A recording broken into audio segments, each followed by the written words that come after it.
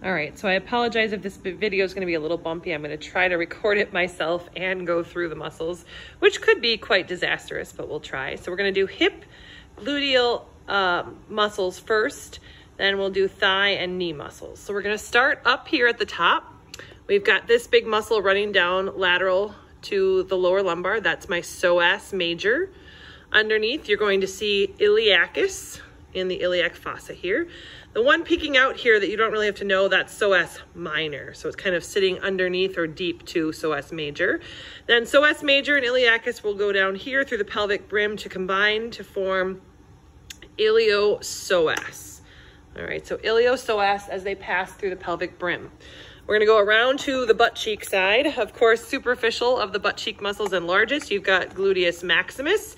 You can see gluteus medius pointing out or peeking out from the bottom. We're gonna remove gluteus maximus. And again, then we will see gluteus medius. You can see the split that occurs here.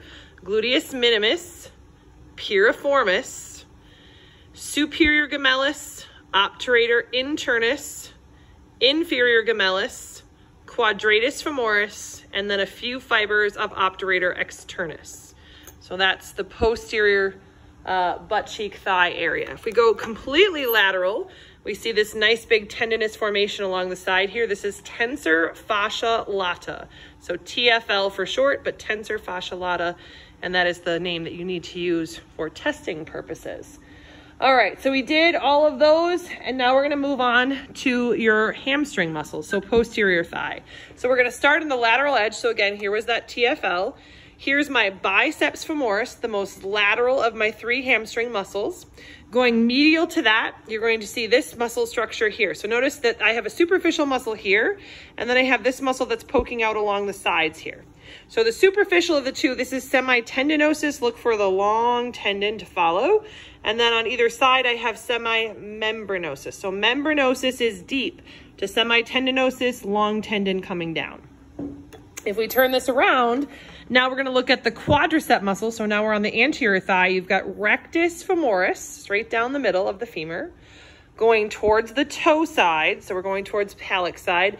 Vastus medialis, vastus lateralis. This muscle that comes down as a strap, not part of the quadriceps, but anterior longest muscle we have, that's the sartorius. We're gonna take the sartorius and we're gonna move the sartorius out of the way so that we can see our fourth quadricep muscle, which is going to be vastus intermedius, if I can get this piece out. So we're gonna move this piece out, take off rectus femoris, and behind rectus femoris, we see vastus intermedius. So again, rectus femoris, vastus medialis, vastus lateralis, vastus intermedius. So we'll replace those back.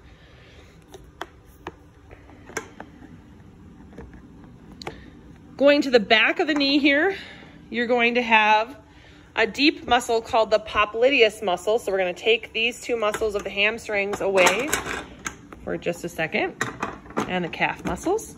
And we're gonna see a couple muscles. So here you see this muscle kind of going obliquely from the medial side over to the lateral side. This is popliteus. And then this muscle that you see cut here that is on the lateral epicondyle, as an insertion point on the lateral epicondyle, that is your plantaris muscle.